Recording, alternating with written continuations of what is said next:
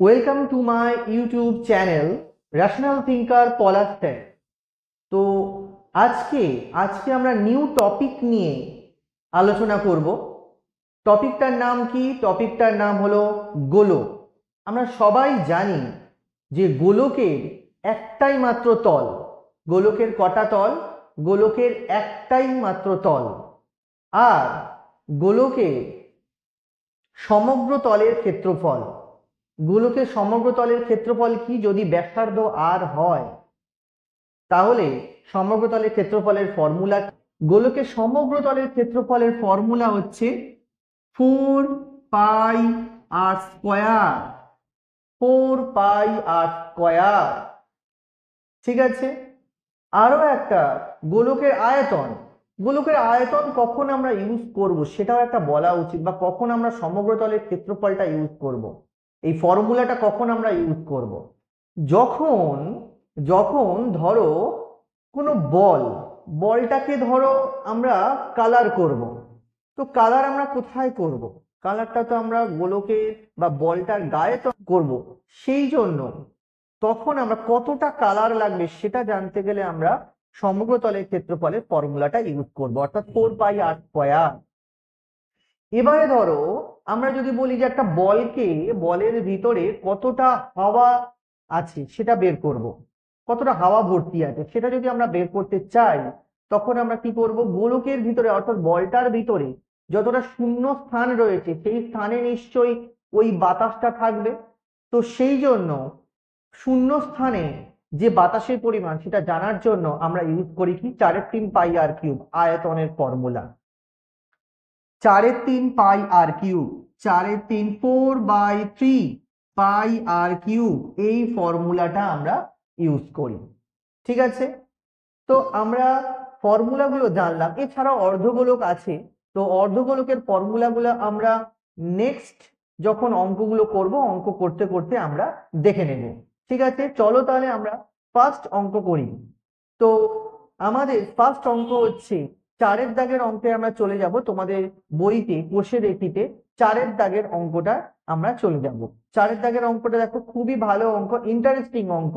চলো আমরা 4-এর দাগের অঙ্কটা করি। আমরা ফার্স্টে 4-এর দাগের অঙ্কটা দেখে নেব। 4-এর দাগের অঙ্কটা তোমরা দেখতেই পাচ্ছ আশা করি স্ক্রিনে। তো 4-এর দাগের অঙ্কটা দেখো কি বলছে। 4-এর দাগের অঙ্কটা বলছে 8 সেমি দৈর্ঘ্যের ব্যাস বিশিষ্ট একটি নিরেট গোলক, 28 সেমি ব্যাস বিশিষ্ট একটা নিরেট গোলক জলে সম্পূর্ণভাবে নিমজ্জিত করলে, নিমজ্জিত করা মানে কি? অর্থাৎ জলে ডোবালে, সম্পূর্ণভাবে ডোবালে যে পরিমাণ জল অপসারিত করবে তা নির্ণয় করতে বলেছে।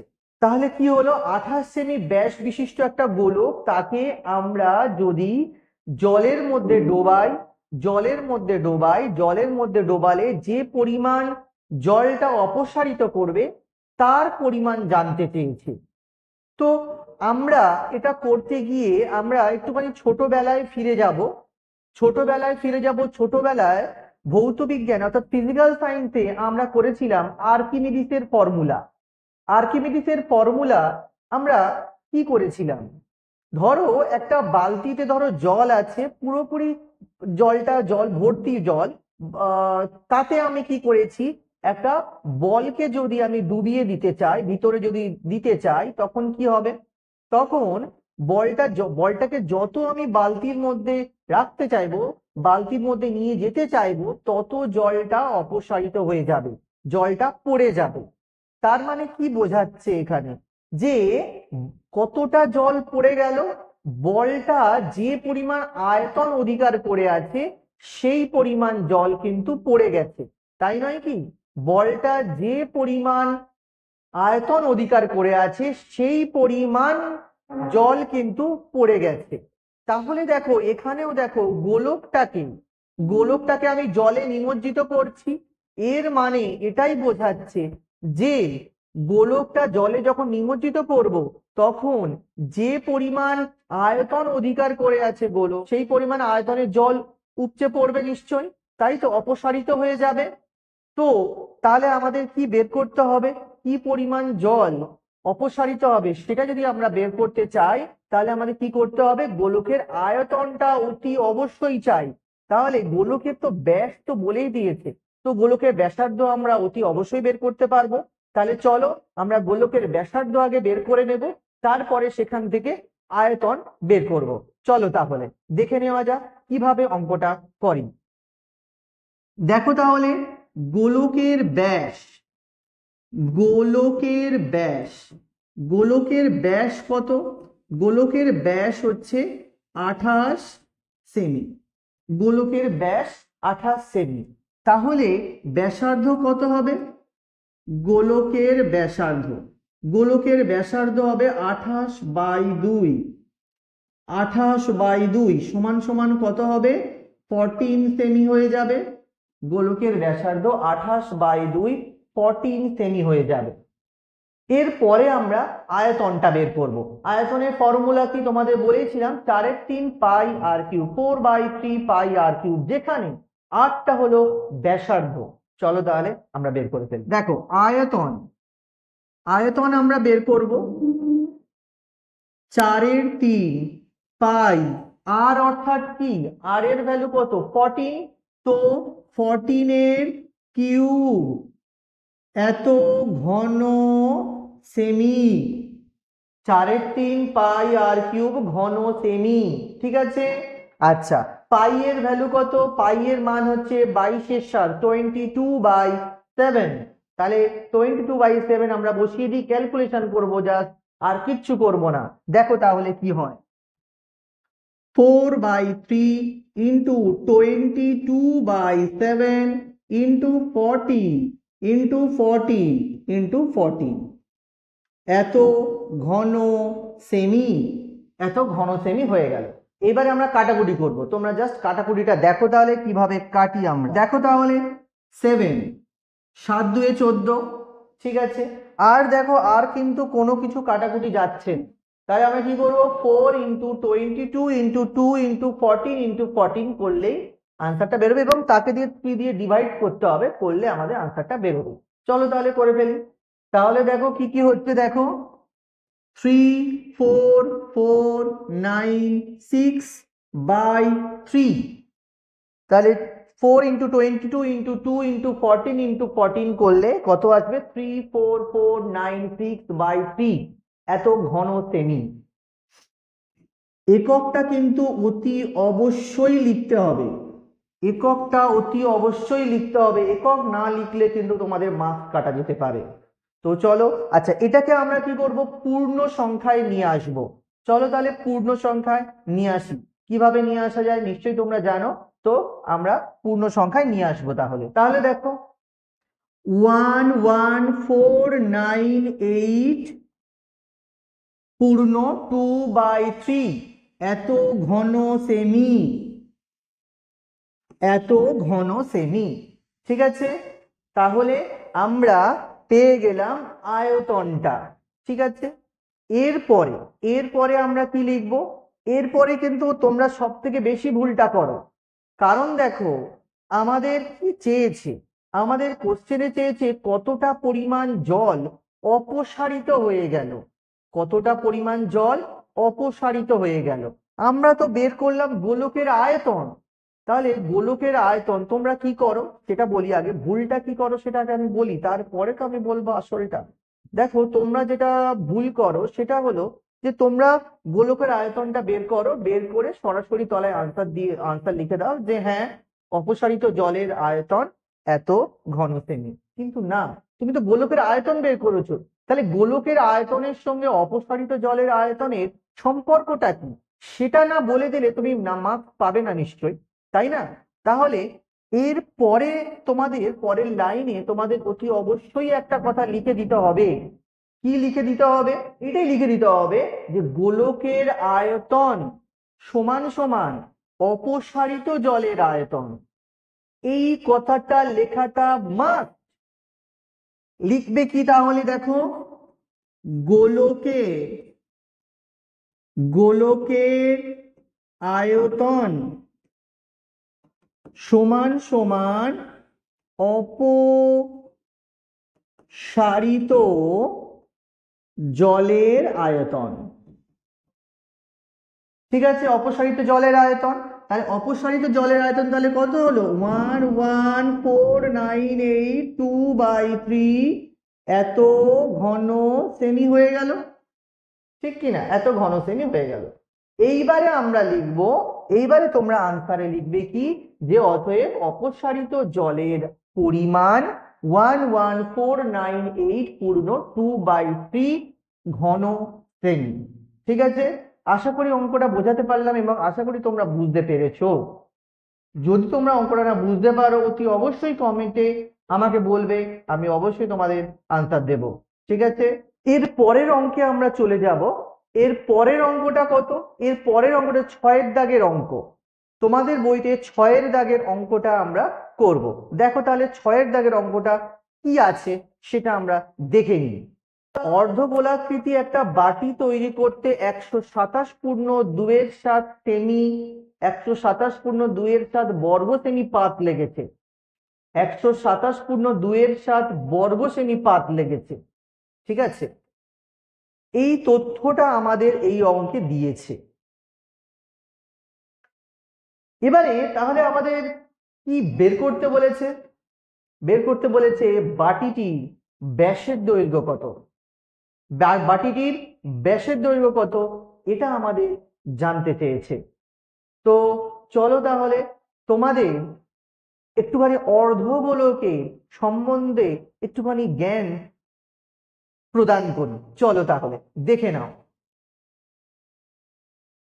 দেখো, এটা যদি বাটির যদি উপরটা হয়, এই যে এটা যদি তল হয়, ঠিক আছে, এটা যদি তল হয় তাহলে দেখো একটা জিনিস খেয়াল করো, ধাতব পাত আর ধাতব পাত এবং সেটা বাটি, তার মানে কি উপরের অংশটা ওখানে কিন্তু কোনো পাত নেই, ওটা তো ফাঁকা পোর্শন। বাটির তো শুধুমাত্র তলটা আছে, নিচের তলটা আছে, উপরের সমতলটা তো নেই, তাই না? তাহলে এর ফর্মুলাটা কি হবে? আমরা পুরো গোলকের ফর্মুলাটা আমরা কি করেছি? পুরো গোলকের ফর্মুলাটা আমরা কি করেছি? 4πr² করেছি, 4πr² করেছি, তাই না? 4πr² করেছি। তো এবারে 4πr² তার অর্ধেক কি হবে? তার অর্ধেক হবে 2πr²। 4কে 2 দিয়ে ভাগ করলে 2 হয়, তাহলে 2πr² হবে। ঠিক আছে, তাহলে এই যে বাটিটা, এই বাটিটার ক্ষেত্রফল কত হবে? 2πr²। 2πr² কেন হলো মাথায় রাখবে, এখানে কিন্তু জাস্ট তলাটা নিচ্ছি আমরা, কারণ ধাতব পাতটা নিশ্চয়ই তলাতে আছে, বাটির উপরটা তো ফাঁকাই থাকে, তাই না? বাটির উপরটা তো ফাঁকা থাকে, তো সেই জন্য আমরা তলাটা বিচার করব, উপরটা নেব না। সেই জন্য 4πr² আমরা 2 দিয়ে ভাগ করেছি, ভাগ করে আমরা 2πr² পেয়েছি। ঠিক আছে, তাহলে 2πr² এটার ফর্মুলা হবে 2πr²।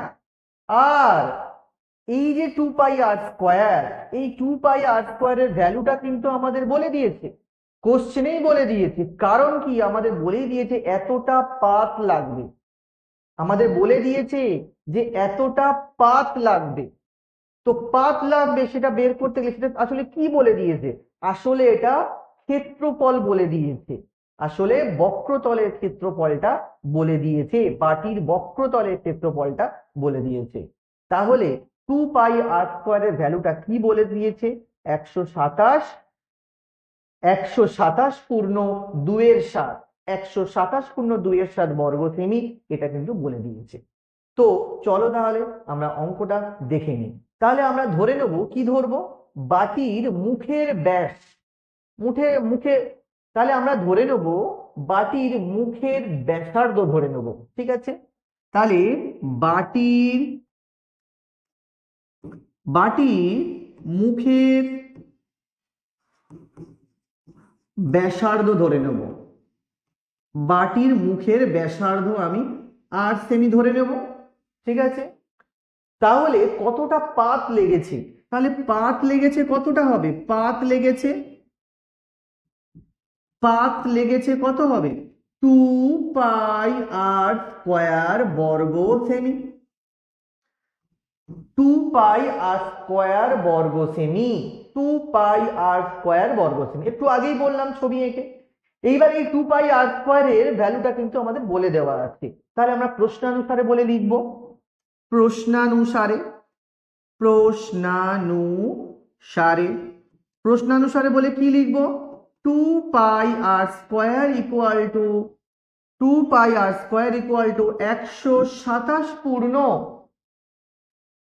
2 pi r square equal to 127 পূর্ণ 2 এর 7, যেহেতু এটা আমাদের দেওয়া আছে তাই না, তাহলে 127 পূর্ণ 2 এর 7 করে দিলাম। বা 2 pi r square equal to 127 পূর্ণ 2 এর 7টা, তাহলে এটাকে আমরা তাহলে অপ্রকৃত ভগ্নাংশে নিয়ে আসবো। এটা তো মিশ্র ভগ্নাংশে আছে, তো এটা অপ্রকৃত ভগ্নাংশে আমরা নিয়ে আসবো। কিভাবে নিয়ে আসবো? 127 সঙ্গে 7 গুণ করব, গুণ করে 2 যোগ করব। এটাই তো নিয়ম, ছোটবেলা থেকে তো এটাই করে এসেছো, তাহলে সেটাই আমরা করব। কত হবে তাহলে? 891/7, 891/7, 891/7। ঠিক আছে, এবারে দেখো আমরা পাই এর জায়গায় ভ্যালু বসাবো। 22/7 ইন্টু আর স্কোয়ার ইকুয়াল টু 891/7। ঠিক আছে, এইবারে আর স্কোয়ারের ভ্যালু বের করব। দেখো তাহলে আর স্কোয়ারের ভ্যালুটা কিভাবে বের করি। আর স্কোয়ার ইকুয়াল টু 891/7।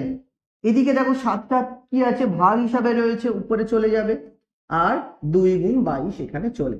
ঠিক আছে, এইবার আমরা কাটাকুটিটা করি। কাটাকুটিটা কিন্তু তোমরা অবশ্যই ভালো করে দেখো।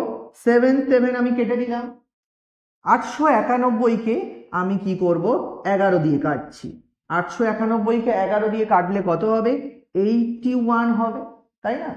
তাহলে কত হচ্ছে? 81/4। আর স্কোয়ার ইকুয়াল টু 81/4, বা আর স্কোয়ার ইকুয়াল টু 81 মানে কত? 9 স্কোয়ার তো, আর 4 মানে কত? 2 স্কোয়ার তো, তাহলে 9 স্কোয়ার/2 স্কোয়ার করে দিলাম। তাহলে আর ইকুয়াল টু কত হবে? আর ইকুয়াল টু 9/2 হবে, তাই তো? তাহলে আর ইকুয়াল টু বা আর ইকুয়াল টু 9/2, বা আর ইকুয়াল টু আমরা 9/2 করে ফেললাম। ঠিক আছে, আর এর ভ্যালু আমরা বের করে ফেলেছি, আর এর ভ্যালু বের করে ফেললাম। ঠিক আছে, এবারে আমাদের বের করতে দিয়েছে কি, আলটিমেটলি আমাদের আনসারটা চেয়েছে সেটা তো দেখতে হবে। আমাদের দেখতে হবে, দেখো কি বের করতে দিয়েছে, আমাদের ব্যাস বের করতে দিয়েছে। আমরা তো বের করলাম ব্যাসার্ধ, তাই না? তাহলে ব্যাস কি হবে? ব্যাস হয় ব্যাসার্ধের দ্বিগুণ, আর যদি ব্যাসার্ধ হয় ব্যাস হবে কত? 2r হয়ে যাবে। তাহলে আর যদি 9/2 হয়, তাহলে 2r কত হবে? তাহলে 2r ইকুয়াল টু কত হবে? 9/2 ইন্টু 2 কেটে গেল, তাহলে 9 সেমি হয়ে যাবে। তাহলে এটাই হচ্ছে আমাদের আনসার। তাহলে বাটিটার মুখের ব্যাস কত? তাহলে 9 সেমি। আশা করি বুঝতে পেরেছো। এবারে যদি না বুঝতে পারো, এছাড়াও এই পর্যন্ত তোমরা অঙ্কগুলো করবে, আমি 6 দাগ পর্যন্ত করালাম। যদি কোনো অঙ্ক এর মাঝখানে বুঝতে না পারো অবশ্যই আমাকে জানাবে, আমি সেই অঙ্কটা করে দেওয়ার চেষ্টা করব। ঠিক আছে, আজকের পর্বটা এইটুকুই থাক। নেক্সট আমরা আরো গোলক চ্যাপ্টারে ইম্পর্টেন্ট অঙ্কগুলো নিয়ে আলোচনা করব। ঠিক আছে, থ্যাংক ইউ।